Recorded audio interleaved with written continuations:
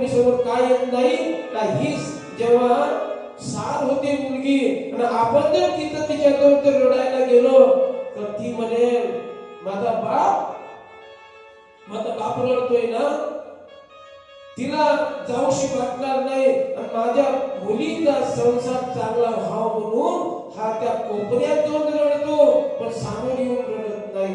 हे बापाची किंवा पतीची परिस्थिती आहे दादा. त्याला अंतःकरण नसतो का?